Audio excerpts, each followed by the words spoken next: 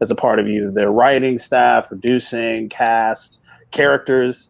And it's sort of, up until recently, it was an untapped market. I think the conflagration, if you want to say it, of COVID-19 on top of the activism around George Floyd and, all this has really brought, I think, many different aspects of the Black community, to the forefront. And I think that the combination of conventions being canceled, remember, DC FanDome was all of the content that was going to go out at San Diego Comic-Con. This was Hall H. They created their own Hall H so that they could get this stuff out, between, San Diego Comic-Con and New York City Comic-Con. And so, when they said, hey, look, we really want to make sure that we get, there's certain things that we're doing a Blerd and Bougie, after party. We've got some really, really cool panels. The Boss panel has got a lot of powerful Black women and women of color who play characters that are currently part of the DC television and cinematic universe. And, we want to engage this conversation. So they reached out and it was really amazing. I mean, anyone who saw it or tuned in, they just created this virtual happening for 24 hours of just content on top of content on top of content. And I was telling them, I was on a call with them yesterday, and I was just like, it was like having a VIP pass to Hall H all day. This is the stuff that we don't get to see, even if you're at San Diego Comic-Con. You don't necessarily get into Hall H. If you go to San Diego Comic, you still got to fly home and wait for the YouTube leak video to come out so you can see. Like, yeah, I was there, but I wasn't in line for 3 I didn't get to see it. So how does something like that get to happen for you? Like, who called you? How did that happen? I don't know. I am such a nobody. Okay, that was good. I got a call. Look, I got a box here from the FanDome people, right? Okay. And they sent me the little box here. Directly behind me is something with HBO, and I'm not hurting anybody because they're all under the same umbrella. Okay. Both times they reached out to me, and I thought it was a prank. And so they would email me, and I was like, HBO, they're probably like just some bot trying to get me to sign on to something, whatever. And then somebody would email me and go, hey, you need to get in touch with them. Someone's trying to reach you from HBO. I'm like, get the hell out of here. Nobody's trying to reach you. And I get on my phone and they're like, oh, hey, how you doing? We want to talk to you about Blerdcon and reaching out to the Blerd community and all this stuff. And I'm waiting for the pitch, waiting for the MLM pitch, Yeah.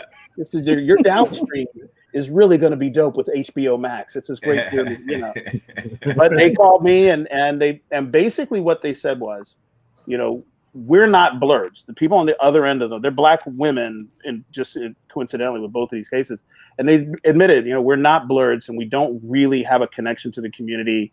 We have been told that you have some key to the community. I'm looking around. Yeah. And they said, what would you do? How would you promote this? How would you reach out about, the DC FanDome idea? What would you do with the Lovecraft Country?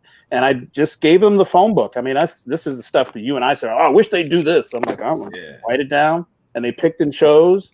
And you saw a lot of it with the FanDome. You saw a lot of it in the promo for Lovecraft Country.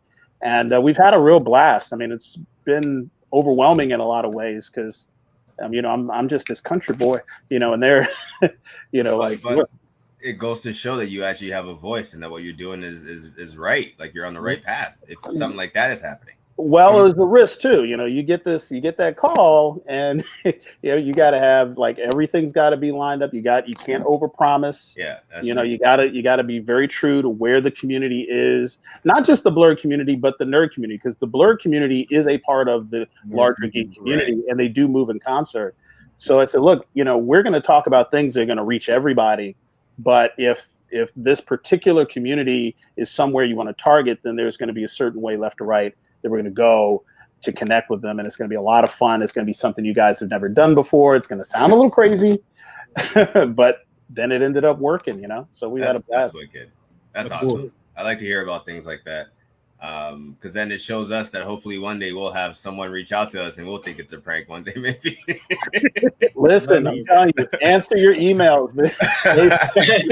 They will email you from the admin account. I promise you. Like, my personal email is a disaster. There's no way. There's no way I'll ever get that. Like, get the hell.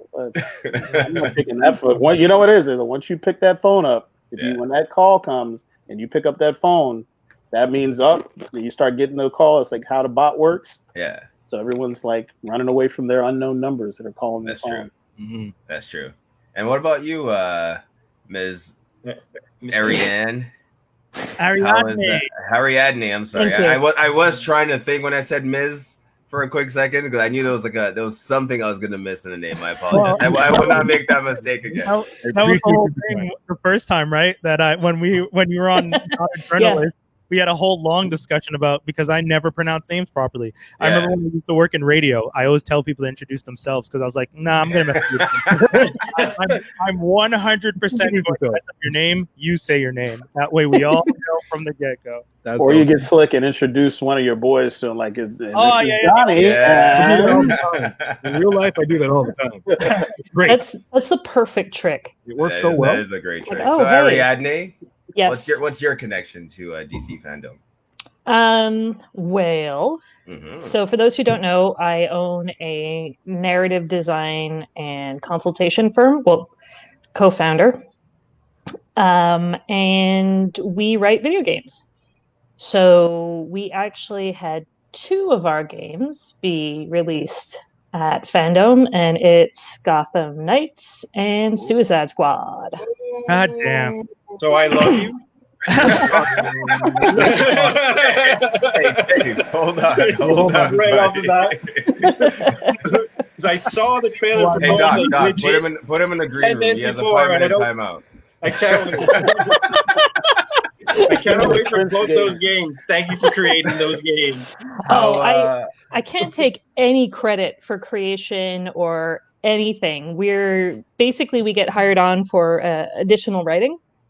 So they already have their narrative, like their in-house narrative teams in place. But a lot of times they need help. And there's only so many writers in video games. And my company, Sweet Baby, our whole thing is trying to change the landscape of what the video games industry looks like. Because, in case you didn't know, it's very white. And it's very male. And there's this catch-22, right? Where, especially now, when Black Lives Matter became very cool, and every company was deciding to jump on the bandwagon of like, okay, who can we get? Who can we put in front of the camera? Like, who can we? So there was a lot of opportunities out there. And so a lot of games are like, okay, well, let's try and add some diversity. And then they look around and go, well, there's no experienced writers. Like, there's no young Black experienced video game writers. And you're like, no, because you'll never give them a job. Yeah. So what we do is we take on a contract as Sweet Baby, and then we subcontract to up and coming writers so that they get their names in the credits. And all of a sudden, you got a portfolio going there. Wow. Nice. That's awesome. What you did there. It's gaming the system. Get that drum roll. I'll give you that. Man, Potential episode name right there. I always appreciate a good pun. Yeah, but so the video games industry is so bizarre because you can be working on a project for 3 years and not be allowed to talk about it. So it's always a relief when your game announces and you can go like, yes, okay, that is what I was working on. I had to tiptoe around this for a while, but it's a lot of fun. So while we're on the topics of the game, can we talk about them a little bit? You can ask questions, okay, and I will either answer them or I will not answer them. That's right. All right. You know what? We have the biggest fan of the games in the house here, Mr. Dave. Go ahead. Where to start? I don't know. Is the Gotham Knights? It's going to be the same type of controllers, mapping for the gameplay. I don't know if they changed anything, but it's going to be like a classic while it doesn't take place in the Arkhamverse, it is going to be a classic Arkhamverse kind of gaming experience. Oh, that's so. It doesn't take place in the same universe at all. It's not related. It's not after the fact. Oh, interesting. Because the commercial makes you think that. Interesting. Well, yeah, but it's really interesting, and it's funny to be working because it's two different studios, right?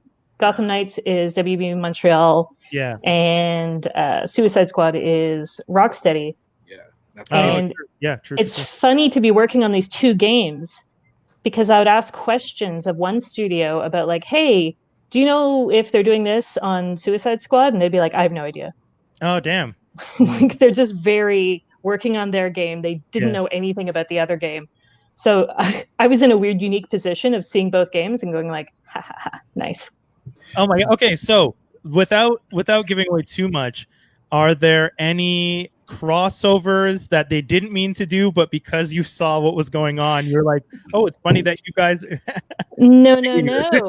Because, of course, every decision has to be put through DC. So they have someone there who's able to say, yes, this character can be there, or no, that character can't be there. Yeah. Do you know if the gameplay is like you could change the characters per level, or are you going to be assigned a character for whatever you're doing? Well, I mean, you choose your character. I don't know when you can swap in and swap out, but it's not like they force you to play anybody. Okay. Cool. That's cool. What are some of the things that you got to work on or write on Suicide Squad that, you know, you're excited for? No, that's spoilery. That trailer. I'm not a big Suicide Squad fan by any stretch of the imagination, but that trailer made me want to play. So that looked really fun. I've never seen Suicide Squad movie. Oh. I barely care about the Suicide Squad. But the second we started seeing what the game was, we were like, oh, hell yes. This is going to be great. It's cool. It looks really cool. Can you comment on how that gameplay is? I have no idea. Do you know what it reminds me of? It reminds me of the first Age of Ultron Avengers. In the way things are happening at the same time, different action pieces, different characters fighting at the same time. And it looks like their scenes are mixing. You know what I mean? I don't know if you remember that scene in Age of Ultron. Beginning? Yes. Yeah, yes. The beginning, yeah. Yeah, that was very cool. I mean, it's always difficult, again, in games, because a lot of times you launch with a CG trailer. Yeah. Or the trailer can be made in-engine, but it's not indicative of what the gameplay is going to be. It's true. But from what I understand, the Gotham Knights one does have actual gameplay shots. Like some of the stuff we saw was gameplay, whereas Suicide Squad, people were saying that is completely just a trailer. There's no that was just a trailer. Okay. And we didn't know what song they were going to use. So I saw it live at the same time as everyone else. And Bombs Over Baghdad is one of my top 5 favorite songs of all time. So I geeked out. Yeah. Like even knowing what the trailer was, I was like, oh shit. Yeah. That is so dope. Oh my God. Man, so DC FanDome, like, you know, Hilton, you were saying I wasn't here while you were talking, but I did hear you saying it. I mean, this whole movement of kind of figuring out how to do San Diego Comic-Con but without doing San Diego Comic-Con seemed like such a crazy idea. Did you guys know originally for Ariadne Con, when you guys were being spoken to, was the vibe that they were trying to recreate a kind of like SDCC virtually? Like what was the vibe they were trying to get? What was the connection? Did they still want to? Because it felt like that weekend felt like I was missing out on Comic-Con, but at the same time, everyone was seeing everything at the same time. So it was kind of this fun trend. Like I'm not going to say I wouldn't want to go to San Diego Comic-Con, but doing it this way almost felt a little more fun for me as someone on the outside who can't get to San Diego easily.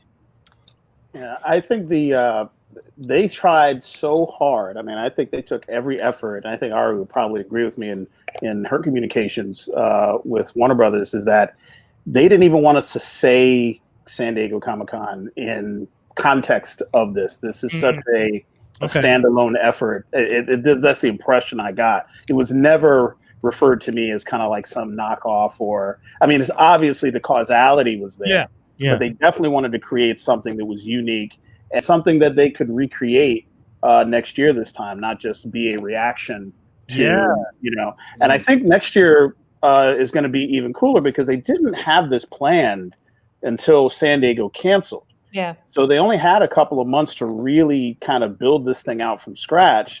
I mean, yes, they already had the trailers and they already had the people booked and everything, and kind of had to redirect the energy that was already planned. But I can only imagine what they could put together with 12 months or 10 months of just, hardcore planning of this is going to be our thing. Now, if I were running San Diego Comic-Con, I'd be getting a chill up my spine because I'm like, oh my God, my Hall H, what are you doing? Legit. But just like you were saying, we can't all get in Hall H. And we damn sure all can't get into San Diego Comic-Con. You can go to San Diego. But getting into the building, I mean, I've been to the Pentagon. The Pentagon is easier to get into than San Diego Comic-Con if you don't have like a pro pass.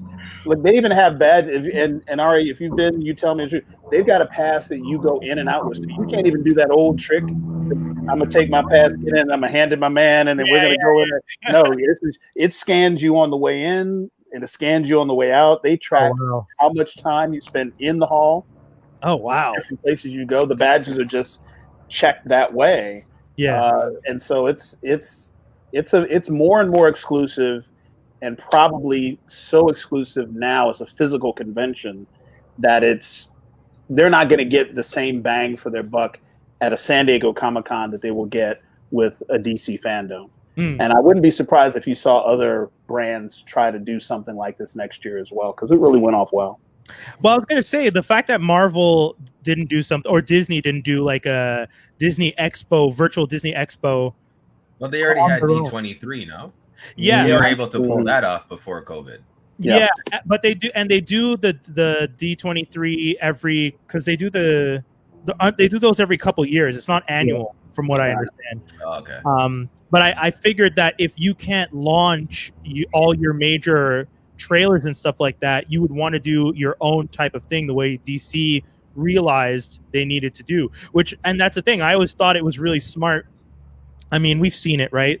We talk about it on the podcast every week. Vertical integration has taken over. If you can avoid going to a third party and your hottest commodity being released at their convention, and you can do it on your own, especially with how big DC and Warner Brothers is now. You have HBOMax show being promoted. You have Lovecraft Country. You have the Zack Snyder cut of the movie. You have video games for gaming. Like DC, I mean, it was cool. It created some excitement for things that I completely forgot about. The only Black Adam, for example. Yeah. Any thoughts on Black Adam? Anyone? Are you excited for it? I'm slightly more excited now because I was worried that Black Adam was going to be an anti-hero, and I don't think he is. I really think he's a villain. It looks. I think he's a villain. Like he said, it's the story of how you get birth of a villain. Yeah. And we'll see. It's The Rock, and The Rock likes to be loved at the end of all of his films. So I don't know how many people are going to actually get Black Adam. Love a bad guy.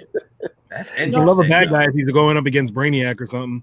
Yeah. But The Rock, his brand is that, I don't know if he's going to go full Darth Vader. You're right.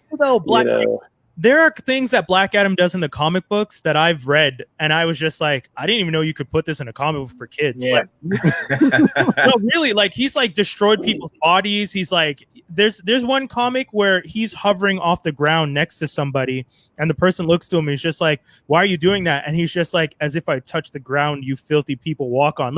Black Adam has a superiority complex that is beyond any of the villains. He literally thinks Hilton's right though. Hilton's right, because when this first came as The Rock doing it, I immediately looked at Shazam. I was like, oh, they're gonna go that route with it too, right? The cookie cutter campy style, which worked kind of for Shazam. He made the Scorpion King a buddy movie. That's all I'm gonna say.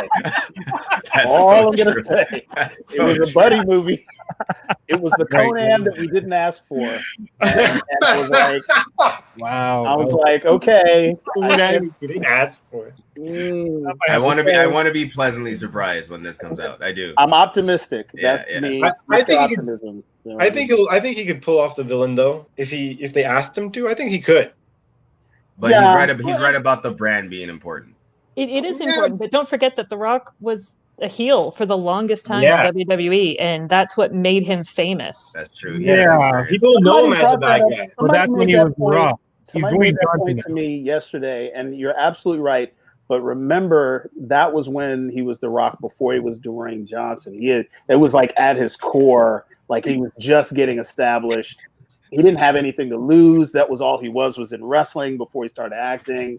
So, like, I mean, I would be more than happy for that to be true. Yeah. You know, I would. It could also be that movie, that one-off movie that he does that's like, that is the opposite. Because every good actor has a movie or two that's the opposite of what they usually do. Tom Cruise, Collateral, he's a villain. He's not a hero. And Tom Cruise is doesn't even let him die in movies, let alone, you know what I mean? Yeah. It's a very simple solution.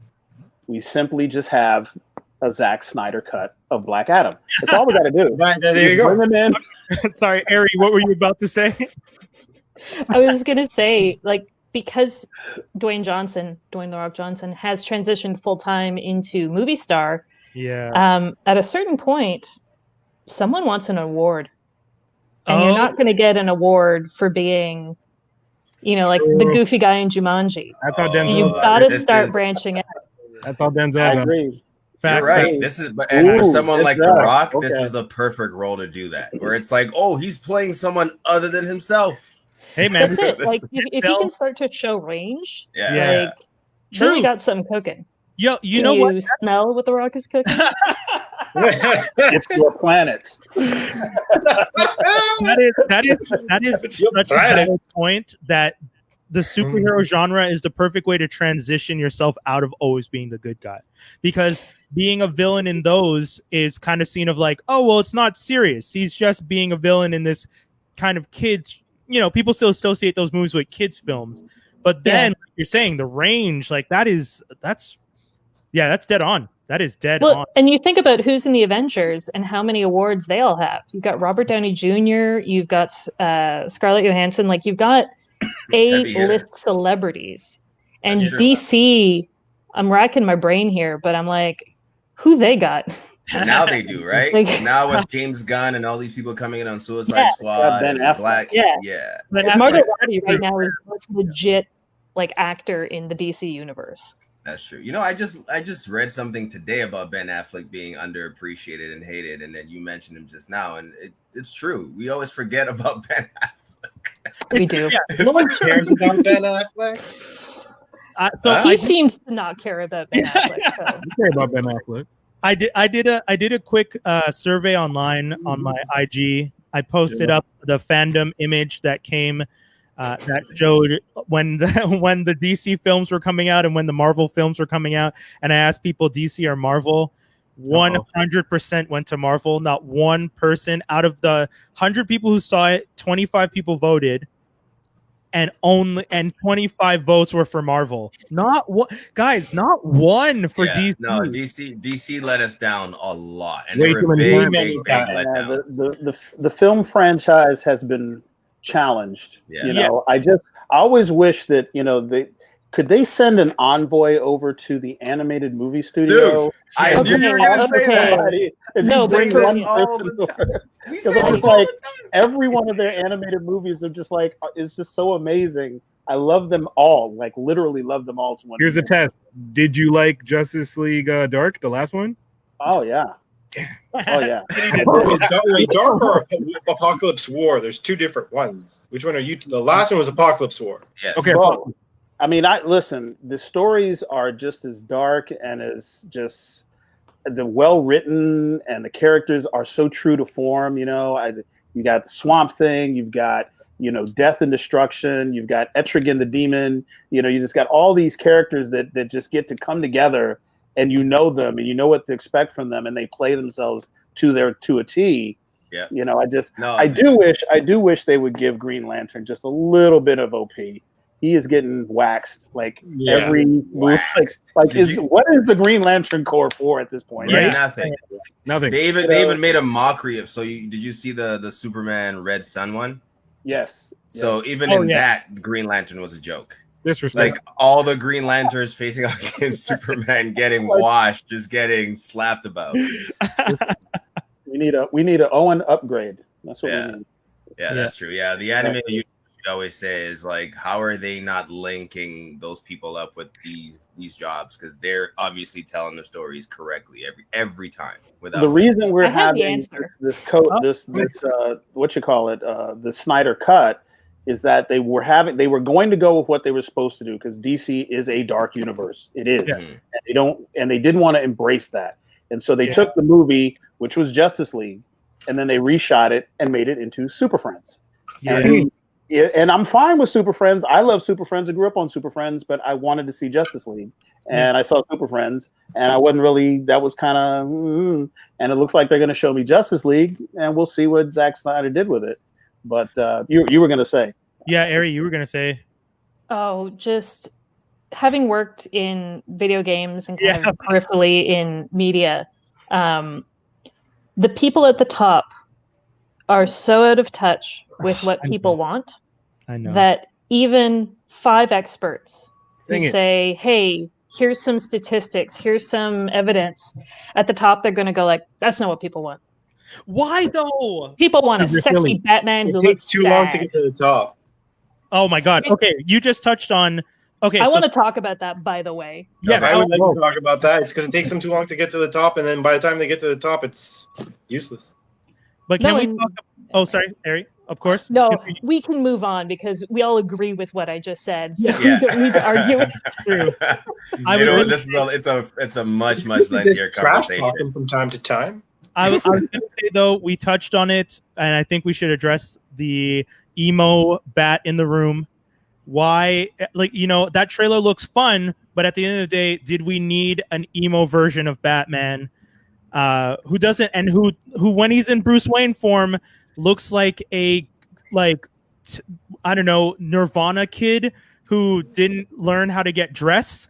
He looked like My Chemical Romance. He had no friends. Yeah, he looks disheveled. Can I ask you guys a question? Sure. First of all, do we know what era this is set in? Like what sort of modern? Time? Does it matter? It's supposed to be a bit more.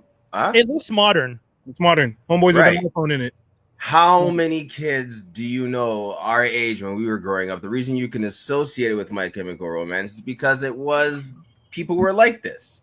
He went through a traumatic event, and maybe that's the kind of music he was into when his parents passed away. Here's the thing. This is Tobi reaching. Okay, I'm just saying I wasn't a big fan, but this actually made me change. The trailer made me change my mind. I'm actually excited to see this. Don't get me wrong. The trailer, I'm still excited. The trailer looks fun. It looks interesting, but at the same time, and Tobi, we have this discussion all the time. We're okay with them doing a different take or a different version if they're going to do something new and interesting. We just do it right. Yeah, if you're going to do 5 Batmans and have different actors every time, as long as it's interesting and new and it doesn't just feel like a rehash of his origin story, we're cool with that, right? My only concern is that you can't take away certain elements that make the character the character. Bruce Wayne has always been, once he comes back and he takes his throne, because he leaves for a couple years, right? He comes back, he understands that he has to separate Bruce Wayne from the Bat. And the Bruce Wayne that he has to be is the flamboyant, rich boy who can explain, I got into a motorcycle accident, that's why I'm in the hospital. Who can, have, like, he has the backstories and all that stuff. A brooding emo kid doesn't drive around in fast cars and get hurt. So how do you explain when Bruce gets, there's so many elements of his character that needs to be. I remember I was reading a comic book once, and Damian, Jason, Dick, and Duke Signal are all sitting with Bruce at a restaurant, at a fast food place, and they order fast food. They're sitting at the table, and Bruce takes out a gold fork and knife set from a box, and starts eating his burger with the fork and knife. And Duke looks over and is like, "What is he doing?" And Dick goes, "Oh, you've never seen this? This is Bruce Wayne." And that's the whole point. Bruce Wayne is a character. But what are we expecting from this? Because we talk about this potentially being Batman Year One influence. Year 2. Right? Really? Yeah. That's my point. It's year 2. He doesn't know yet, Brian.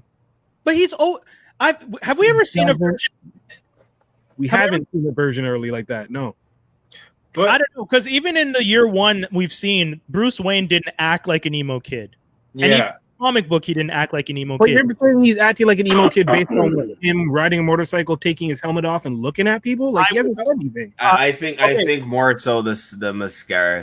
Thank you. And the eyeshadow mascara. He's wearing the eyeshadow because he wore the Batman mask. Exactly. And that itself is canonical, because now we actually get to see that. Makes sense.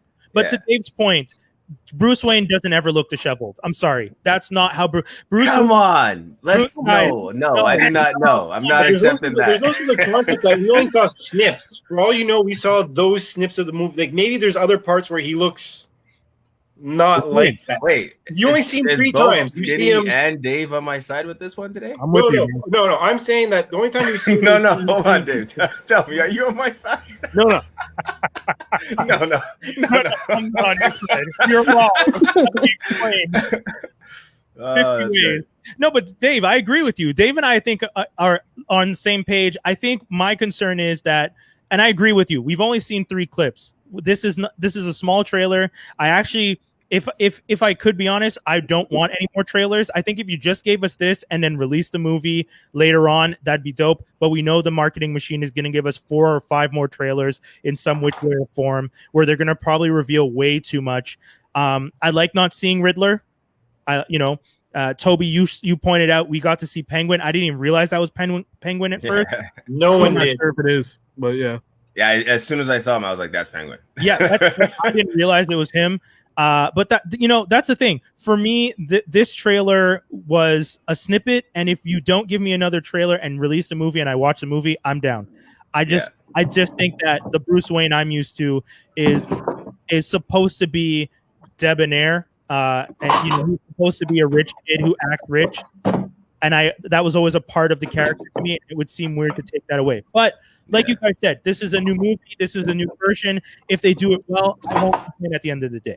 And with what they released, they're doing a good job of getting us to talk about it, right? Well, that, and let's be perfectly honest, we're all going to go see it anyway. It doesn't matter. We're talking shit, we're complaining, we're speculating, and we're going to be in the theater assuming COVID isn't still active, and we're going to be first in line to go see it, because that's just who we are. Yep. That's going to happen. I'm going to be. I think it's going to be amazing, because I think they've done some departures. They've taken a risk. I think Pattinson is going to bring an acting chop to this and dimension to this character that the Bruce Wayne character that is non-traditional, right, to the classic that you and I are used to. And I think still beating that guy in the alley, and from he was like, he never stopped. That clip alone just matured the whole scene. But and there's 2 things that I really love about Batman that they very rarely show. He wasn't like this super ninja fighter when he was originally written. He was the greatest detective on earth. Yes. And this is like a mystery. Like, who is committing these crimes? How are we going to solve this? It's dark. It looks like something out of Saw. And that's what Matt said, right? It's dark and scary. And I'm like, that's the guy. That's that Batman. The director said he's trying to go back to the origins of the detective comics more so than the film noir. Yeah. And that's fine. I'm okay with that. I just think, again, the 2 sides of Bruce Wayne, Batman. I like I said, we're gonna see. The other movie, the trailer that we didn't really see a trailer, but the Suicide Squad casting. What are you guys thinking? Perfect. So many people are gonna die. 60% of that casting is gonna die in the first 15 minutes of that movie. I wouldn't say 15 minutes, but yeah. Hey, look! I'm gonna do it. Maybe. X-Force. Because there's the fight, and then there's the person who dies right after the fight when Amanda Waller's pissed and pulls up their head. X-Force. That's true. We were all excited. I was so hyped to see X-Force on the screen. This guy And above your head was excited to see X-Force too. And then from the just 6 minutes of like, what? I think that's going to happen. I think all these stars, and probably the most famous one, maybe not Idris, they're gonna storm the beach in what we see. And they're all gonna get blown to bits, and that's gonna be, it's like a Hitchcock thing. He takes this big actor, puts him on screen for 15 minutes, kills them off, shocks the hell out of everybody. It's like, I'm killing her to tell you another story. I think it's gonna be that kind of a star. Why? I'll put my money down and say I'll say that Ratcatcher 2, Savant, Polka Dot Man, Harley, and Idris and King Shark, they're gonna survive. Everybody else is gone. Right. Capaldi as Thinker is gonna get killed. Thinker's gonna get killed because he's just kind of, to me, he looks goofy. But you would think Polka Dot Man's gonna die. He looks goofy. So you're gonna think that Ratcatcher 2 is gonna die. Even Weasel might live because it's yeah. I give you Ratcatcher, but not Polka Dot. Polka Dot ain't gonna live. Well, I mean, because you need to kill people afterwards, right? Like, right. Because there's 100%, 60% in the first 20 minutes, another 20% later. There you go. You guys think Peacemaker will make it? Peacemaker, John Cena. Out of here. I do. They're gonna do it for comedy. Right. I think he's gonna be just one is John Cena, and he's great on the screen. Yeah. 2, he's playing a character that we are going to be very conflicted to watch. Yeah. And you talk about range, he's going to probably end up being somebody we hate. And I'm looking forward to hating John Cena because he's done enough family movies and kid films. I want to see him slam people and do bad things. And so I think he's going to be around. Probably won't go in the first wave of kills. He might not make it the whole film, but he'll make it through half the movie. He's got in the third act. I actually think Idris is going to die at the end of the film. I don't know why. I was going to probably doing something oddly heroic. I hope. Like saving Harley or some shit. I was going to say Boomerang. I think Boomerang might not make it, guys. I don't see. I don't know how he made it through the first one. He'll live. He barely made it through the first one. Remember, he went to Homeboy to see, let's risk it, and then Homeboy died, and he's like, "Oh, I guess I'll stay." So now he knows how it works. He's going to be pushing people in front of him. Sorry. Ari, what'd you say? You don't put out a video game starring Captain Boomerang and then kill him off in the movie. Because then who wants to play Boomerang? Captain Boomerang, yeah. Oh, that's so true. All right, fine. So why? Harley, King Shark, Boomerang. They're all safe. King Shark is a shark. They're all in the game. They're all going to live. Yeah, and they're all the stable characters in the comic books. Like for the last 15 years, they've always been on the roster. So Yep. Interesting. Man, almost a spoiler then. I mean, if I'm right, right. Yeah, that's just logical. I hope you're right. They want kids to play the characters, but man, it'd be so cool if you actually, roll the dice. But again, we talked about the fact that the people upstairs, they're not going to risk anything. Did they give Boomerang some kind of teleportation powers in the game? Yeah, that was weird. Oh wait, Ariadne. He's not gonna have this in the movie. I have the answer. You need a way to travel. I'm not saying it on this podcast. Come on. If you guys want to know when we're not recording, maybe I can drop some hints. That's fair. Okay. Right, so stop recording. I was about to go, wow, she's saying it. This means we can use this. We can. Oh my god.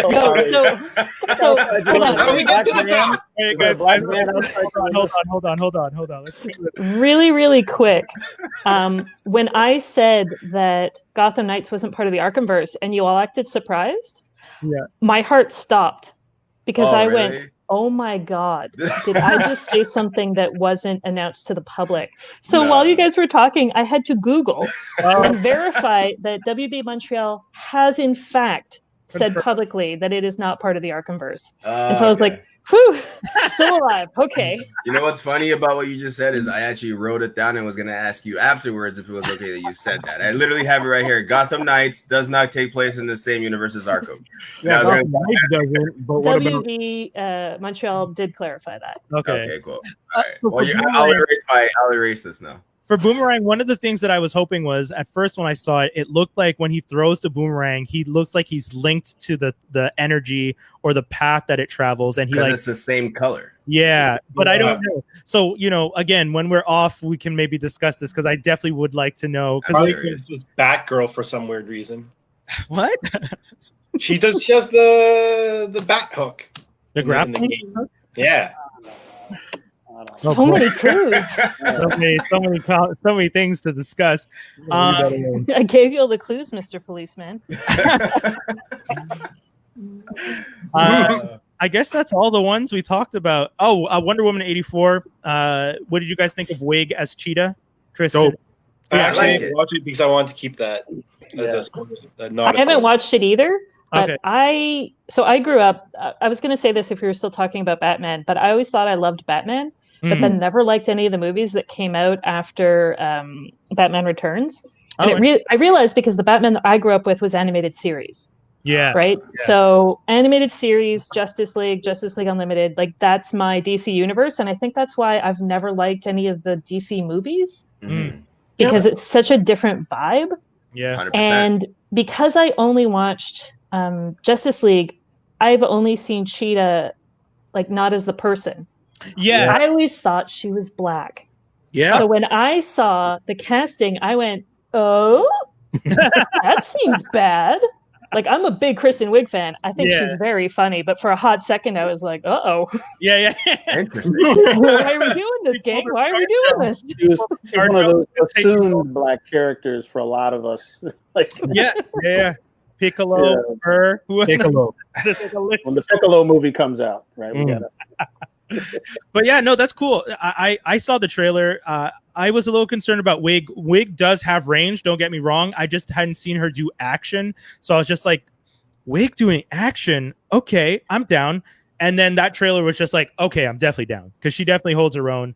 She can do it. Yeah. She's giving me Michelle Pfeiffer, like Catwoman vibes. Those are the good vibes. Those are the vibes you want to get.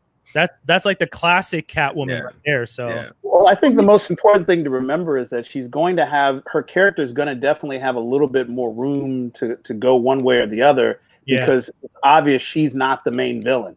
Yeah, you know what I mean. And so we don't know what's going to happen. We know what we've seen, but trailers often do that just to kind of set up a predicate so they can do the switcheroo. So we don't really know what's going to happen with the character yet. But they shot in Alexandria at a mall down the street from here, and I remember people were talking about the mall's blocked off for it was like 2 weeks, and then after the fact, all this the shots and the stunts and stuff like that was happening, and they had a bunch of extras that were local, and I didn't get called. This is before I had any type of relationship to Warner Brothers, otherwise I'd have been there.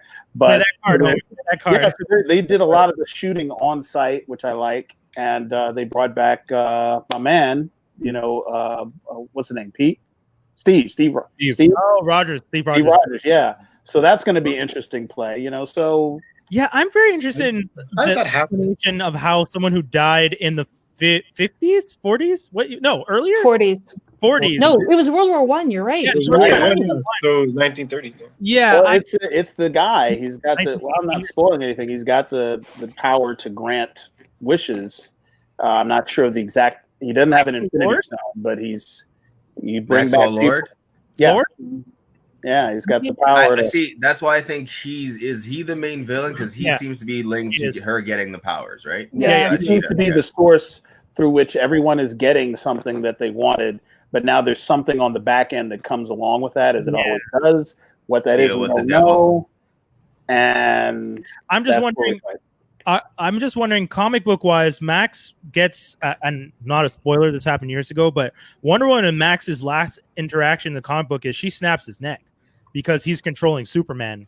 I don't know if they're going to touch on the whole checkmate, that whole thing, OMAC, tons of that stuff, because there's a lot of backstory to that. But if they take elements and Maxwell Lord can still control people, I'm wondering how far they're willing to go with the Wonder Woman character. Because if, like we were saying before, if DC EU, which is kind of debunked, but if they still want to go dark, you have a Wonder Woman that goes all the way and takes out Max the same way you had Superman take out Zod last time.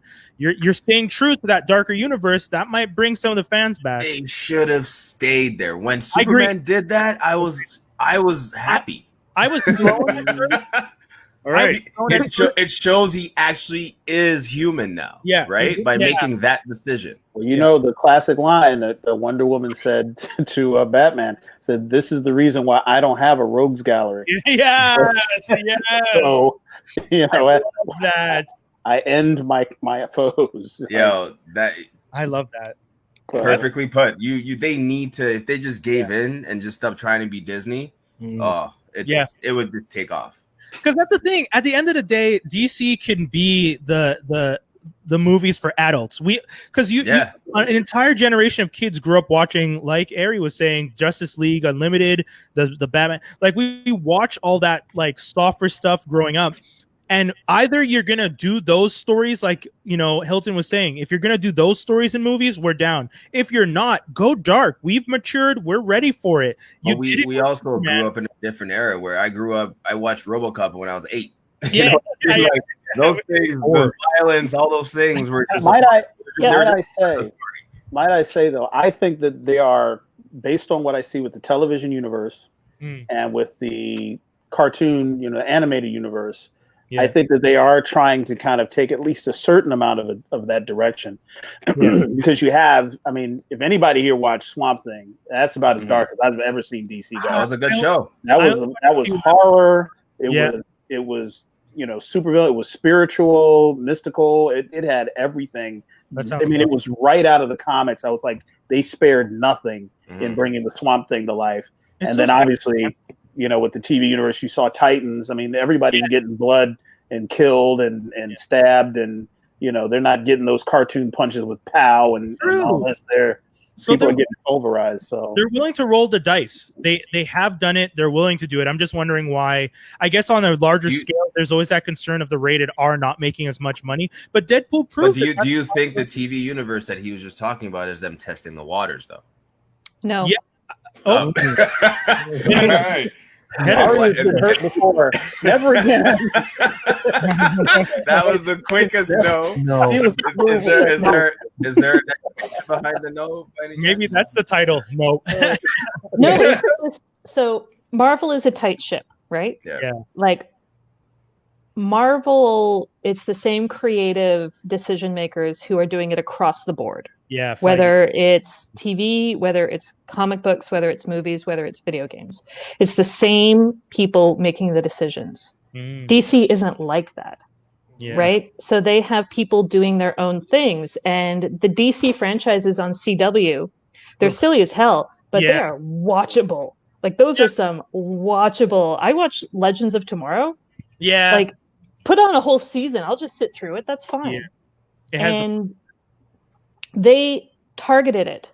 All the CW shows have very similar tone. Mm-hmm. They have very similar writing, and they're very good at Supergirl feels different from The Flash, feels different from Green Arrow, feels different from Legends, feels different from, and the movies never found their footing. They never, because it was always other studios doing it, right? It wasn't DC proper like Marvel does. Right. And now that they're trying, they're already so far behind Marvel that they're just like, okay, hold on. What if we do this to like Justice League? What if we make it a bit more fun? What if we really push the envelope with Suicide Squad? What if, and it's failing. Yeah. They haven't found their rhythm yet. And I think the only one that started to feel a bit cohesive was Wonder Woman. Yes. Because it had a vision. And we all know who Wonder Woman is. And obviously that movie kind of fell apart at the end. Yeah, but up until then, I was in. I was like, okay, here we go. We're having fun. I would say needs to learn that CGI villains. DC, yes, that's the biggest. Man. Yes. We didn't need that. That was so unnecessary. Yeah. DC does not get their villains right. That's one thing. No, they definitely don't. When Steppenwolf came out of the boom tube, I was like, "Oh, come on!" Like, right, good. Yeah. Oh, everyone's gonna get that. But if we hadn't seen Taika Waititi's Thor 3, Yeah, we wouldn't see Wonder Woman 1984. That's true. yeah. There's no way that DC would have made Visually, that it's the choice. same. Yeah, the Yeah. color. Like Yeah. they aped it, and I'm like, sure, let's see if you can carry it off as well as Taika did. Yeah, That's very interesting. If there was any property, though, it's Wonder Woman that could probably pull those colors off. Actually, Definitely. yeah, 100%. yeah. Gal Gadot and the gold wings. That, I mean, I have a special place for that armor. That armor, like when I saw that armor in Kingdom Come that first time, for me, I was just like, bong, this is some real. This is Wonder Woman going into like full armor. Favorite graphic novel. Yeah. Oh Yeah. God. Yeah. Alex Ross art. Anyways, I could talk a full hour just about that. But yeah, I bought a statue of that toy because Yeah, I don't even, you know what I mean? Like, I don't collect DC, only Marvel does. And yeah, I had to. that armor, and I was like, when I saw the first, I was just like, okay, you better do this armor, like you got to do it justice, because this is like like in the comic book in Kingdom Come, even when she references, I only bring this out when like shit's about to get real. It's like, this is the real shit. So I'm like super amped about what that means as a story, and what it means for her, and what it means for the whole, I'm a huge Greek mythology geek. So the whole mythology aspect of her legacy and stuff like that, like these are all things that I'm really excited about. So, and I need her to be just as, if not more, hard hitting than she was in the first movie. Yeah. And don't lose that intensity. She's an intense person. I want to continue. I want to see that. I don't want the jokes. Yeah. You know what I mean? And that's like, that's not what her character is there for. Like Wonder Woman's character is to be like, she has a moral code, and it's not Batman's moral code, and it's not Superman's moral code. And now you got me going. Yeah, Yes. let's go. I think it's because, and this could be reading too deep into it, but the moral code of thou shalt not kill is very Christian. Yes. And Wonder Woman avoided Christianity, right? Yeah. Superman grew up in Bible Belt America. Yeah. Mm-hmm. Batman grew up, in the jungle. So, but all of them are like, killing is bad. Yeah. And Wonder Woman is like, no, sometimes you have to kill. Yeah. Bong. Like, I Wonder Woman know for a fact that there is no hell. Yeah. And that you can go to hell and come back. Like, it's not a big deal. It's a physical place. I've done it multiple times. So she knows that if someone is bad, you can kill them. That's okay. This is the she best went to argument a war. I've heard for Wonder Woman killing in a long time. Oh, dude. Honestly, I think I'm making it up. I don't think No, anyone this else makes thought that. perfect sense.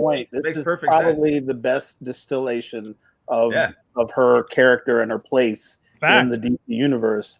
Yeah. And I think that based on what I've seen in the trailers, they're going to OP her. I think she's gonna. This is my prediction. This is not a spoiler, just a prediction. She's gonna fly. She's gonna fly. I think she's gonna have that Superman Man of Steel moment where she's gonna. You got to have it's this certain relationship to her power. Yeah, we see her. She's already in the sky. Yeah, they're teasing it. They're teasing it a lot. Right. They did it at the end of her first movie. Like, I mean, the very, very, very end. You take a leap off the Eiffel Tower, like, okay, where are you headed? I mean, they teased out everything except the invisible jet. So I think they're going to kind of put her in context with Superman and her place in as far as being powerful. And I think that there is not anyone I think who could pull this character off the way Gal Gadot has done.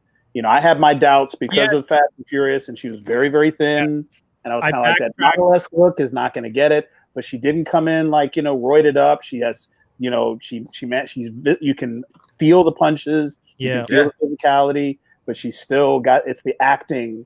It's the eye contact. Yeah. It's that regal. It's the voice. It's the way she speaks. You got that twang in her voice that makes you go.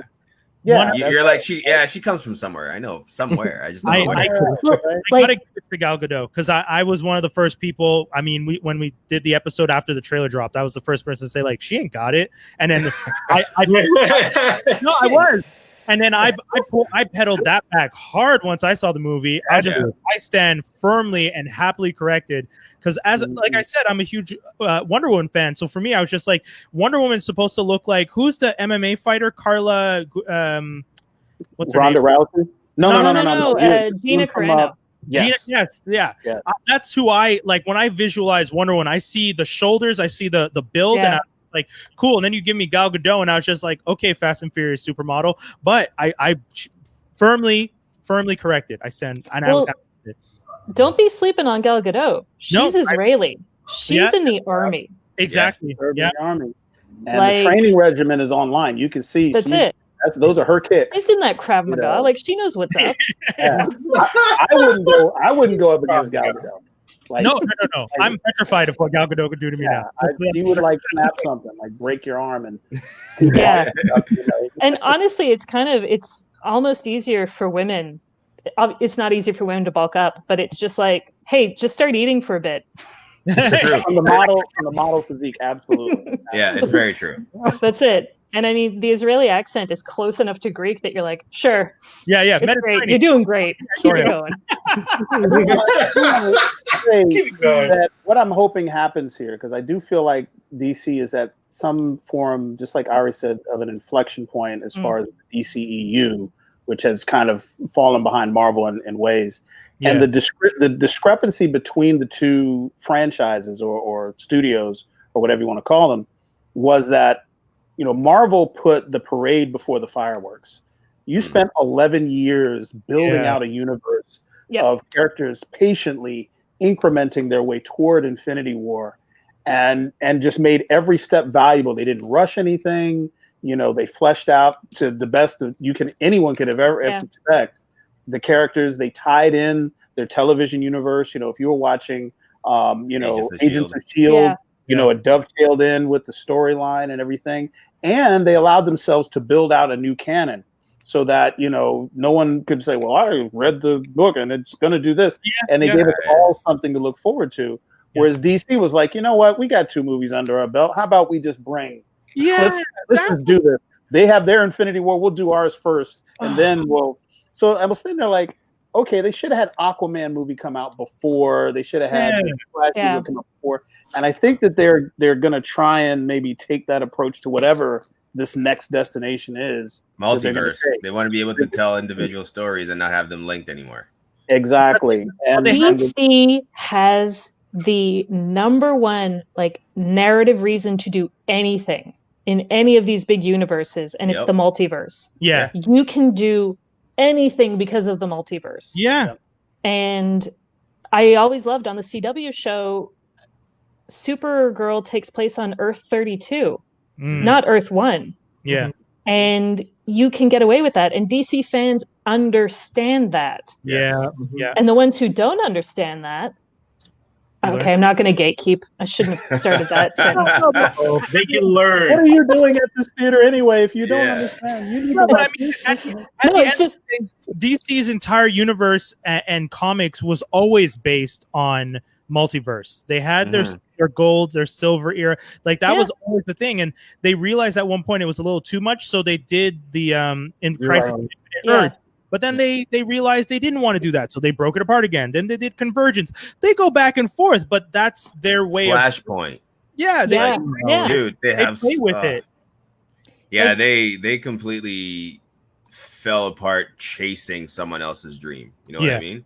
They got rushed. DC Comics, I would say that the DC Comics do big universe storylines better than Marvel does. I think so too. And they need to capitalize on that. And it's funny, just real quick, just tying this into racism quickly. So okay, when the Suicide Squad game trailer dropped, maybe that's the title. Tying this into racism very quick. Just real quick. When the trailer for the Suicide Squad game dropped, everyone was like, why is Deadpool black? He can't be black. Deadpool Deadshot, sorry. Deadshot can't be black. He's not supposed to be black. And you're like, what's the one thing you know about the DC universe? What's the one thing that you as a fan should know about the DC universe? There's only one reason why you think that this character can't be black. and it has nothing to do with comic books. Racism. Just real quick, you know. Oh, boy. While we're on the subject, That's hilarious. I gotta say, I'm really happy with, again, this all ties down to FanDome was really good.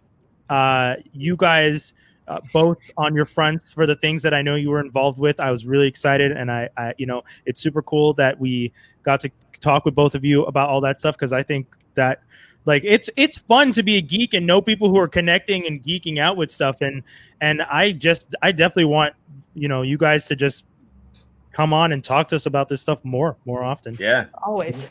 Well, if you need me to tie it back to racism, I'm always. That's definitely the title. This is probably the best show to do that on too, by the way. It would be. It's very funny if people don't have video. Yeah, I know. To really understand. Oh my god. The depth of comedy. I love it. Yes. Goodness gracious. But I would say this. Feel free. The one thing I know about Warner Brothers in my discussions with them, and I don't know if Ari had the same types of discussions, is that they are looking for any opportunity to push out the next thing. When it came to the DC FanDome, if I could have brought it to a bar mitzvah, they would have been like, "We'll send you a box. What do you need?"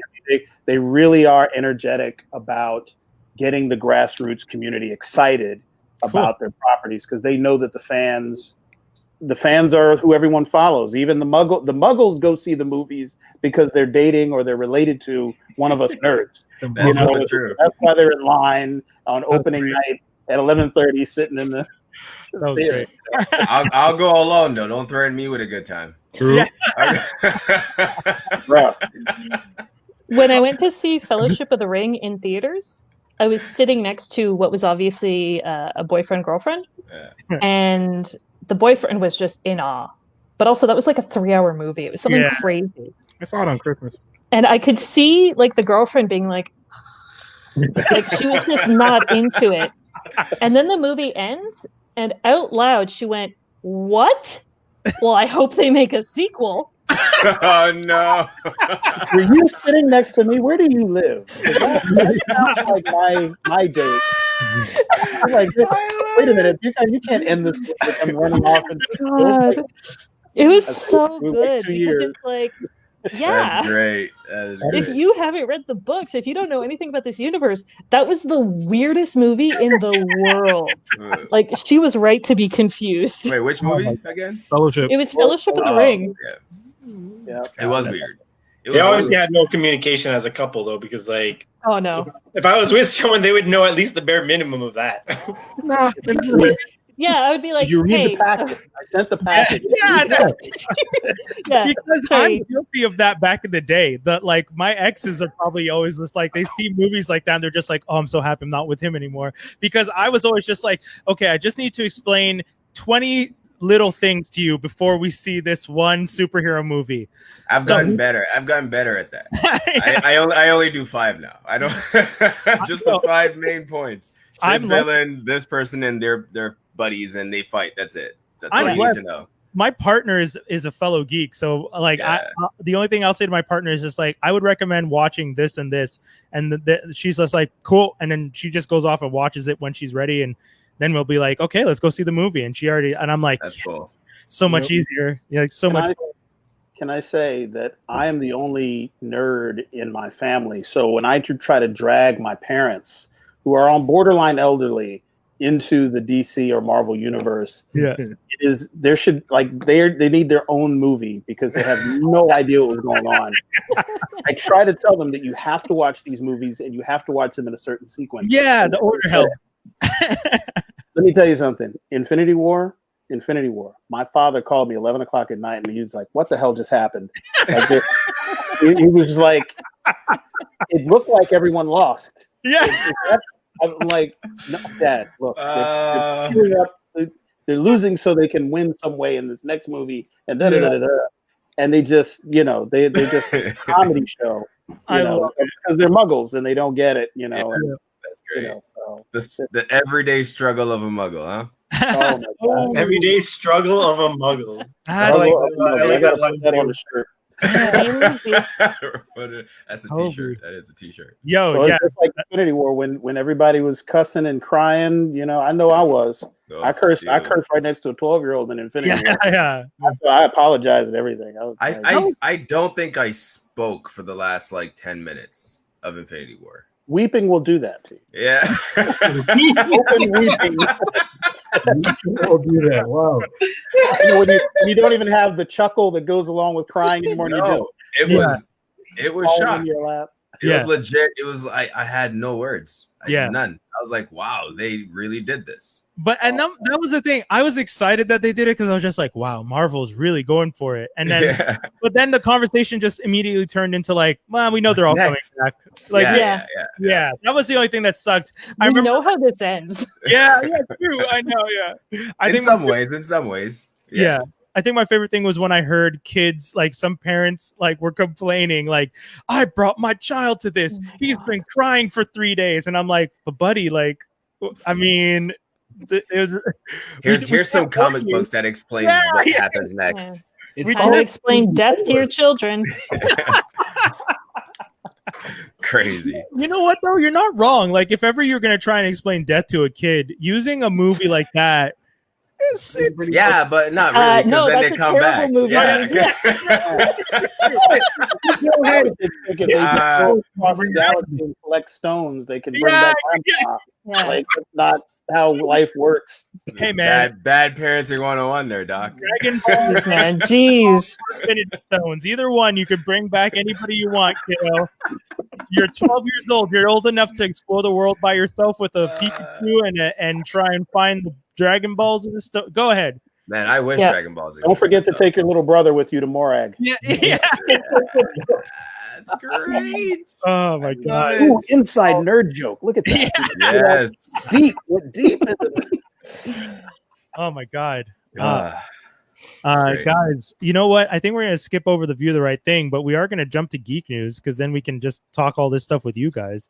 Let's do it. Wait, should I even play the Heck yeah. Play the song. Play us in. geek news and rumors?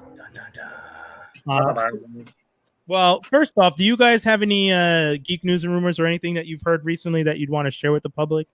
We have a few on our list, but Any spoilers? no. Obviously, Dave. I'll just sit didn't down. ask for it. I think one of the things that I found the most interesting, and Toby, I think this is the one you posted: live action Powerpuff Girls coming to the CW. Yeah. Okay, so there's Surprise to you, right, Hilton? I'm a thumbs down too, so that's 3 thumbs down. This quadrant here, this L here is the greatest. Who else is down? Yeah, Who's down or thumbs up? Skinny. It's also gonna be it's gonna be in the same universe as a DC. I'm here. Nah, I'm kidding.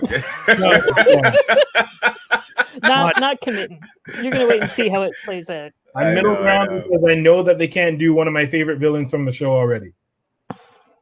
Mojo Jojo? Mojo, shut up. No, they can't. What? Mojo Jojo. It's him, right? Yeah, of course. Him's the best Him's the villain best in. character, and they can't do him No, they can't do him. because that would be super problematic. Like they can't do him at all. I didn't watch a lot of the episodes when I was younger. I did. Was he there? I don't. Why is him problematic for those who don't know?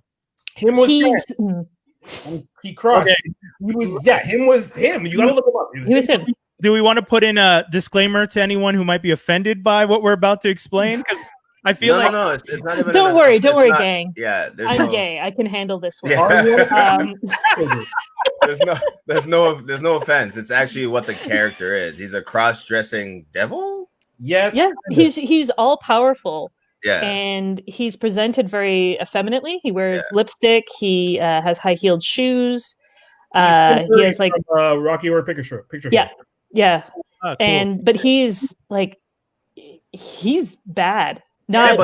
He's evil. He's such a good villain. Just a really good villain. When you say he can't be done, though, I'm confused because he was done in cartoon pretty well. Mm-hmm. So when you say he can't be done, is it graphics wise or just as a character?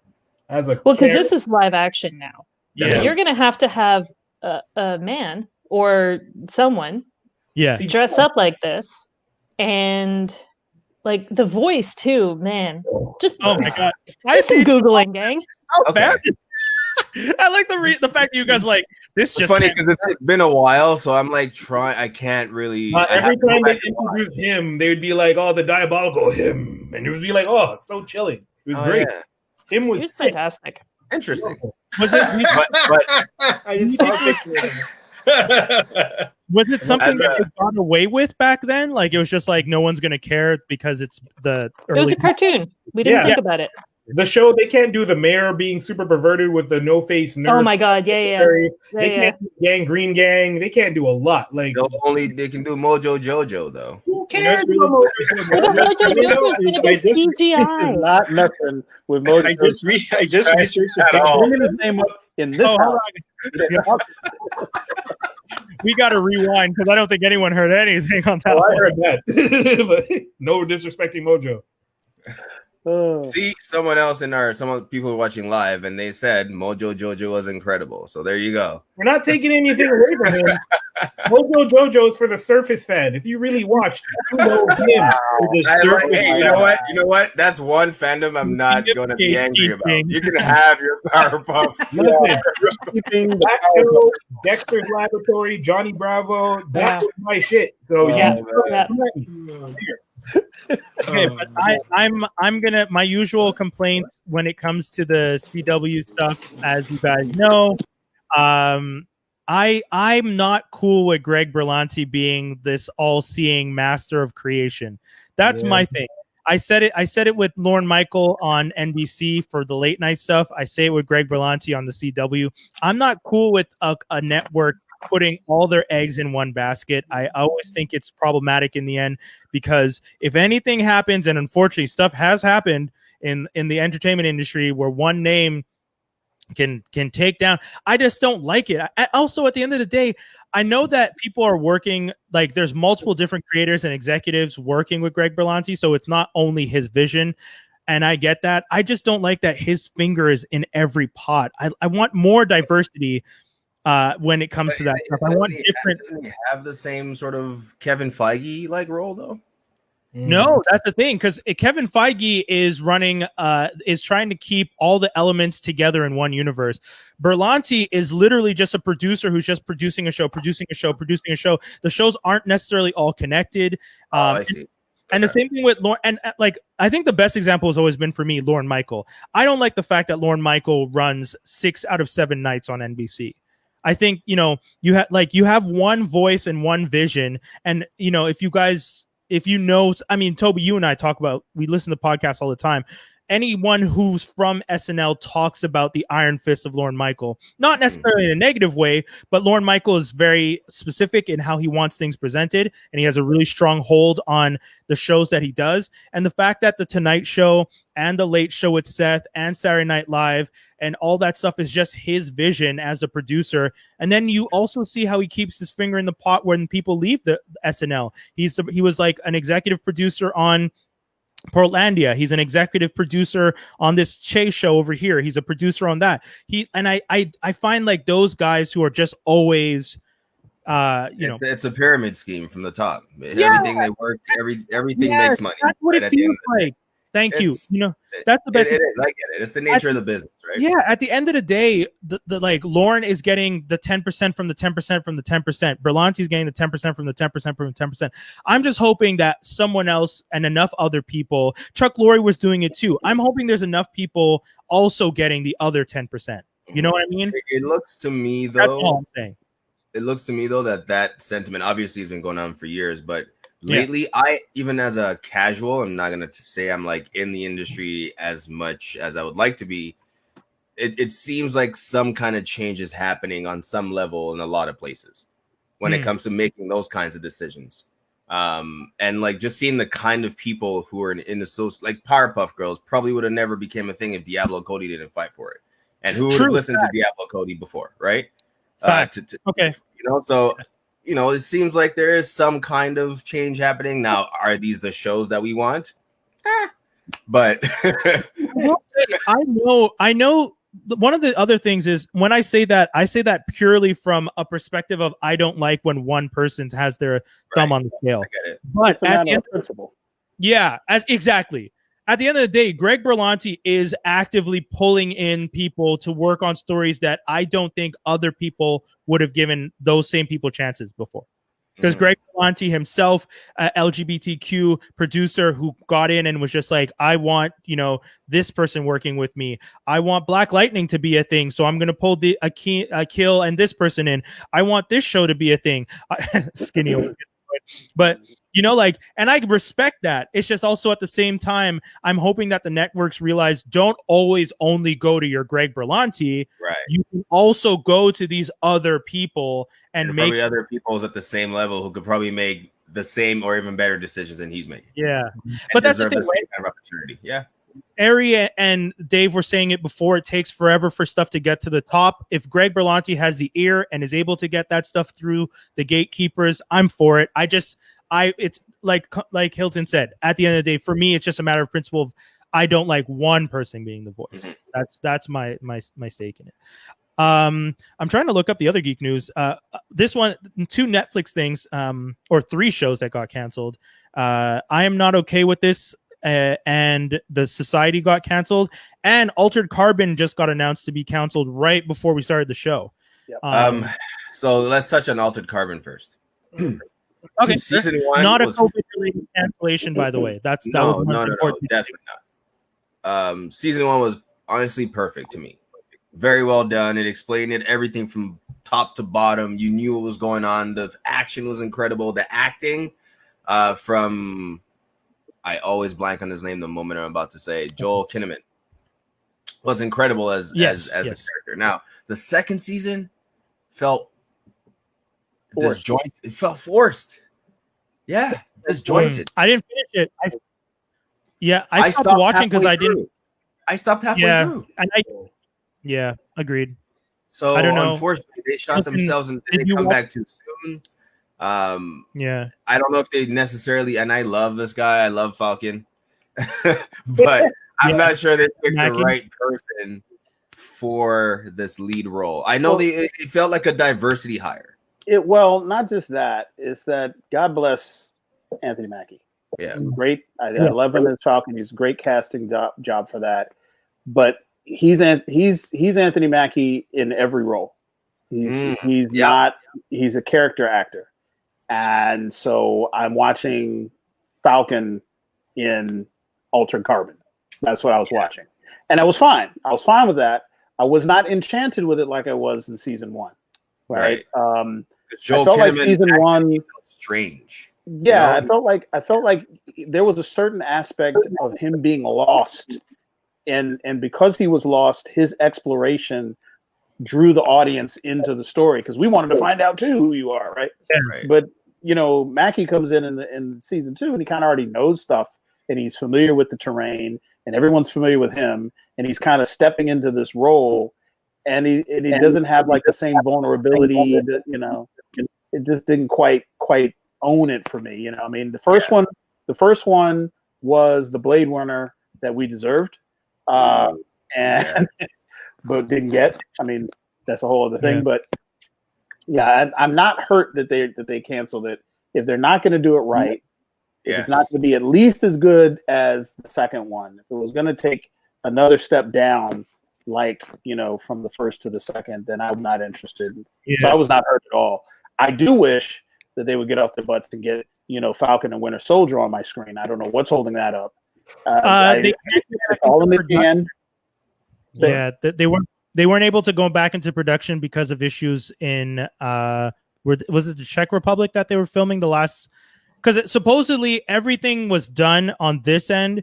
The scenes that they needed to in the Czech Republic that were going to fit in and sprinkle throughout different episodes couldn't get filmed because COVID hit. So those unfortunately delayed because even the first episode has, I mean, I guess it's a spoiler in a sense, but the first episode was going to have a scene that they needed to film in the Czech Republic specifically and that they could not add to the episode. So that's why they were just like, well, we have to delay everything because those scenes are needed for the continuity of for the episodes there. But they're filming that was now. the last thing. Well, they're supposed to be back in production. Exactly, like July or August. So they should be back in Prague, I think, filming that. Prague, thank you. That's what. So yeah, guys, I got to break. It's 8 o'clock. This has been amazing. We appreciate your time. Thank you so much for having me. Invite me back. You guys are fun. This was a nerd out that was sorely needed after all of this nerd stuff happening over the last 3 weeks, man. So I'm hooked. I'm hooked. So you're more than welcome, man. We appreciate you being here. You had a great time. Talk to y'all soon. Take it easy. Peace, man. Have a good one. Yeah, I mean, one last thing that I just saw that got announced, I think at FanDome, but I missed it. HBO Max's Gotham PD spinoff that's supposed to be another Gotham PD, just like the horrible show Gotham, unless people like it here. But Dave's not here for some. I think Dave unfortunately got disconnected, didn't get to reconnect. But so that show's going to take place before the Batman now, is what they're saying. That is the news that I saw. Harry. So at the end of the day, though, we don't need it. So they're still trying to link things.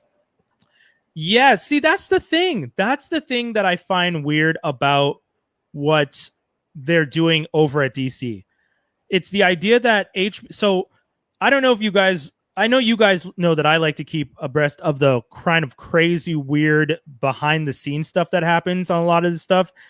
So I know that the person who took over Warner and then they decided they wanted to try and put all the stuff together for the production, not even just DC, but any television stuff. So Warner Max is now a thing where it's Warner and HBO Max. There's Warner Max Productions, which is going to oversee television. And then some of the movies are being done from the same Warner production. So they're being linked thinly, it sounds like, but still linked. And that's why the Gotham PD series is going to be linked to the movie, because they realize that that's a hot commodity. People are, I mean, if you knew that there was a prequel to the Batman, you would watch it, right? I mean, I'm going to watch it. I don't know about you guys, but I'll check it out. Are you not going to watch another the Batman universe related thing where Thomas Wayne is still alive and living in Gotham? Like, there's so much stuff to be done. Okay, I'm not doing a Krypton version of this. No, I don't see. Krypton was a good show. Right. Until they overdid it, and then it failed. Right? Yes. They did overdo it in the first season, and we were shocked. And long story short, we already had this, but that was impressive. Anyways, whatever. We won't go back into that again. But yeah, that was Wayne. Yeah, I don't. How do you do a Gotham PD in Gotham before Batman? In Gotham without Batman or anyone in the Bat family. Did you guys read Gotham Central? No. Okay, so that's the prequel. That's a comic book. That's very much what they want to do with the show, right? The kind of idea. Like the whole comic book, like, it's really good actually. If you guys can pick up Gotham Central, I would definitely encourage it. But the whole thing is, it's Gotham PD dealing with the fact that they operate in a world where, one, there are supervillains, and two, Batman takes care of a lot of this shit. So it's a bit like Astro City, where you're seeing behind the scenes. And so you get to follow Gotham PD actually solving crimes and, dealing with the aftermath of a lot of these things. And it only works because it's in the Batman time. Yeah.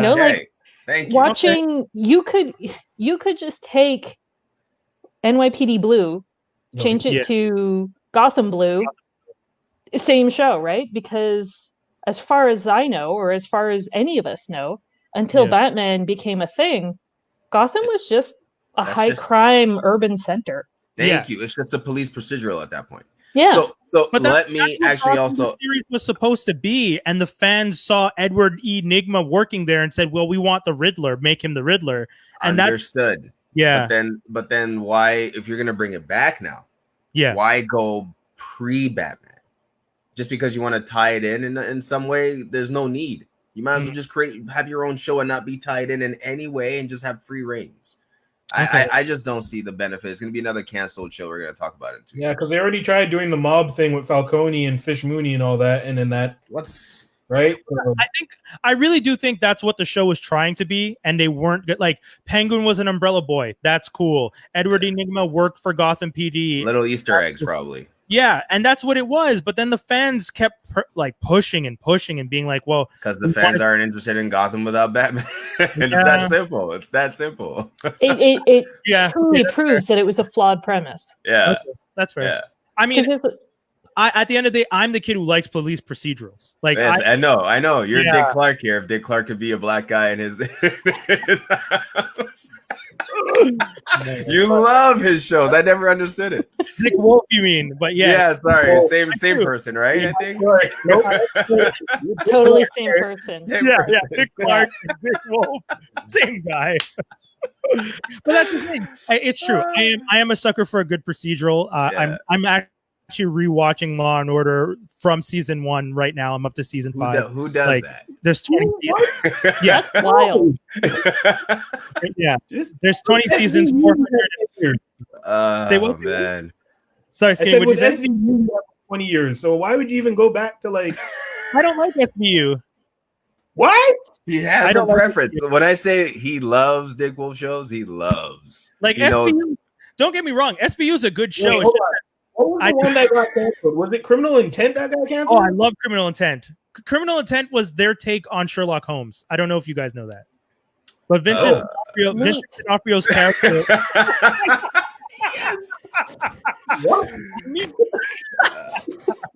That was the perfect. I feel like you're getting a lot of shade right now, guys. I don't know what this I don't know what's going on here. Wow, that hit that cool story, bro, button so well.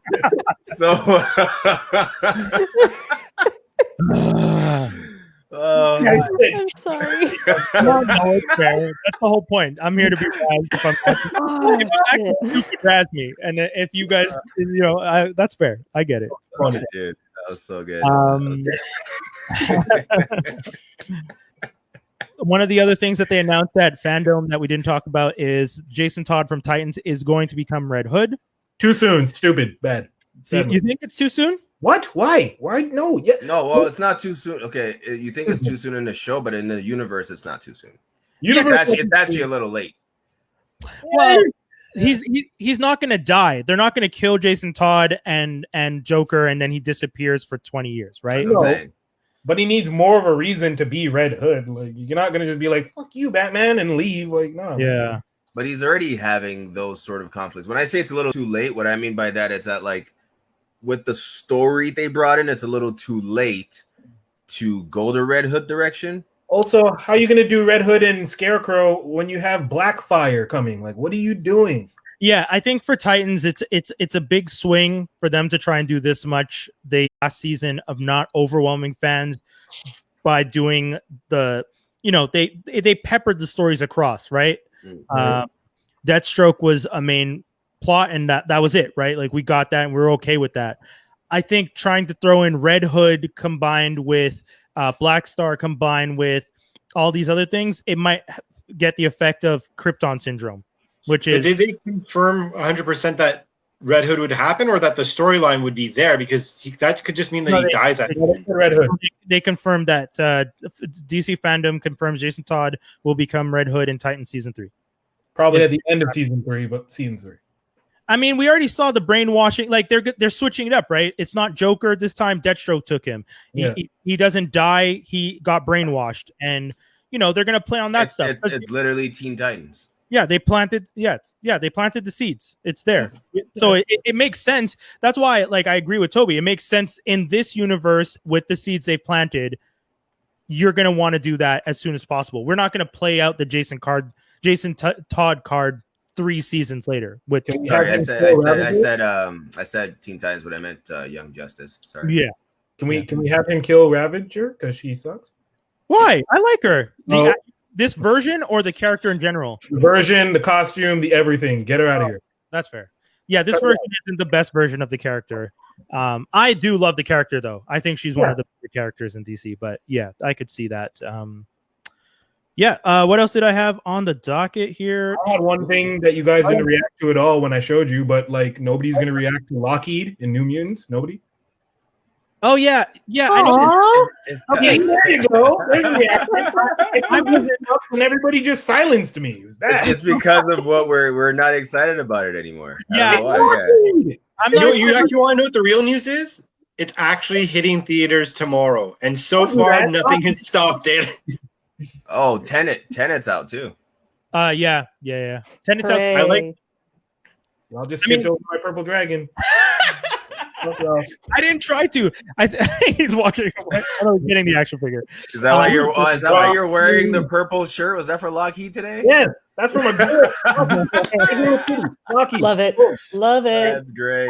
I mean, dude, for me, it's more of a matter of I'm not excited for New Mutants. I'm really Lockheed. That's like a direct link to X-Men. I know, but there's no link though. They'll screw it up. Exactly. Toby just said it. There's no link. You're introducing him in a movie that we know isn't going to go any further. The universe is already dead. Do you know that? Do you know that? Yes. Why would they put it in theaters then? Why would they just not put release on demand? I don't know. You tell me, because I thought they should have put it out on home video a long time ago. Well, they can't. It was a contract thing. That's There what you they go. said. At the end of the day, there was a contract. They had to put it in theaters before they could put it out on premium video on demand. And that's the only reason we didn't get it yet. You know what though? Those Lockheed toys would have been a hot commodity if this whole movie didn't fall to shit. Just the shade. Why you gotta come for Lockheed? It just went all over Skinny. Like it just went boom. I'm just gonna have Lockheed appear on my shoulder out of nowhere. Two other things that I had. Sony recruits JC Chandor to direct a Kraven the Hunter film that's going to be set in the Sonyverse. I don't know if anyone's excited about that, but you're excited about Kraven? Kraven the Hunter is my favorite Spider-Man villain. Oh, dope. Okay. I like it. I actually dressed up as Kraven the Hunter one Halloween. Badass. Very successfully, let me tell you. But as a Kraven fan, similar to with Venom, can you tell a good Kraven story without Spider-Man? Can I ask though, is Kraven the Lobo equivalent? Do you think? I don't think Lobo. No. That's a strong comparison.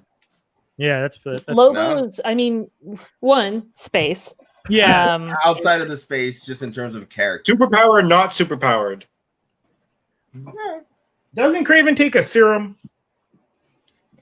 Well, the whole thing about Kraven, right, is that it's the love of the sport. Yes. And you guys have read Kraven's Last Hunt, right?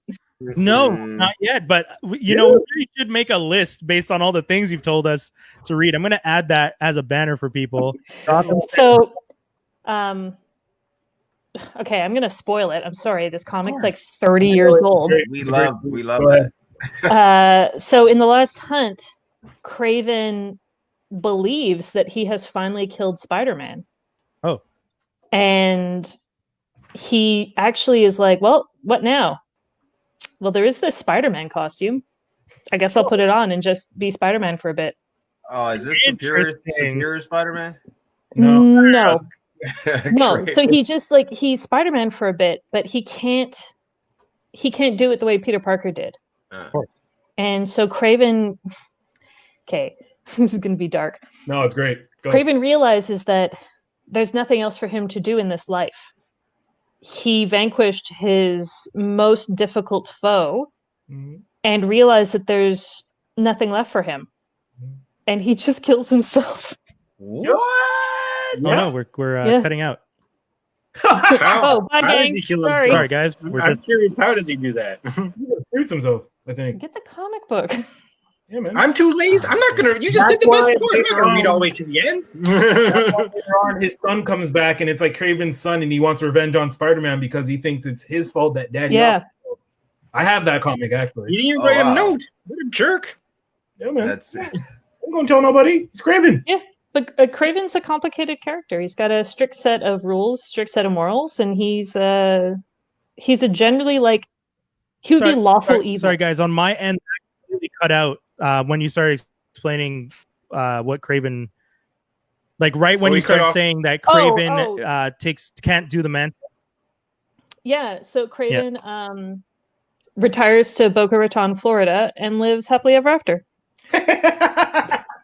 Yes. That's what I said when you cut out. That's exactly what she said. Okay, I guess I Anyway, missed the good part, but big Craven fan, That's but hilarious. Craven needs Spider-Man. yeah. Okay. Yeah, that's my thing. I really do think that that there's certain characters that need, like certain characters that need certain people, or their stories just don't hit the same way. So No, and there's a reason why they were secondary characters. are you guys not hearing me? Person. Is it, No, we can hear you. There's just a Am I delay on buffering your again? end, probably. So whenever you ask a question, we're trying to answer it. And you keep asking if we can hear you. Oh no! And wait for it. okay? But is it okay now?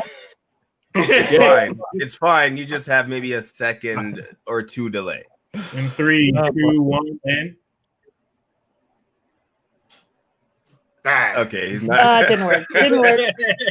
He muted himself. Let's He's wrap like, I this don't thing want up. to- Come on. Yeah, I think we're pretty much at the end there, Doc, and right on cue with your thing cutting out over here. yeah. Do you guys have actually, Ari? Do you have anything you want to sort of promote or anything like that on our platform? That Yeah, we we're done. know about? It's the end of the show, kids. Anything you guys want to tell the people? Come on, man. Come on. I love that we're ending like this. By the way, I love We're this. professional. Love that delay. All right, sorry. Before Brian so rudely interrupted. God damn it. Get my agent on the horn. No, follow SweetBabyInc on Twitter. We're SweetBabyMTL. And we have so many games coming out. So Gotham Knights. keep abreast. And Suicide Squads. Yep. Looking forward to playing those, by the way, too. And it's SweetBabyInc, fully spelled out. Nothing special. Nothing special. Nothing special in the characters. There's a special thing that I just remembered I had at my desk. That's Is that Batman Year 2? 2. And in it, if you're wondering whose gun this is, it's the gun that killed his parents. Oh, no. Wait, he looks so happy. Like, it's the gun that killed his parents. It's a wild comic, y'all. Batman approves. Yeah. All right. Dave, Skinny, anything else? Just happy to be back. Have yourselves a good week. Go see New Mutants and support Lockheed. On that note, You're going to go to the theater and see it? I mean, I'll figure it out. I got something. I got a plan. Buy up all that sweet Lockheed merch before it's gone. Exactly. All right. Thanks, Ariadne, for coming. This was awesome. It was fun to talk to you. And Hilton obviously was here as well. Everyone, good night. Good night. Peace. I don't know what Brian does at this point. Usually just kind of, all right. Well, I guess I'll just At some point Brian should come back in and but usually you'll end the show and then pop back up and but thanks again for being on and joining us. We definitely need to talk more Powerpuff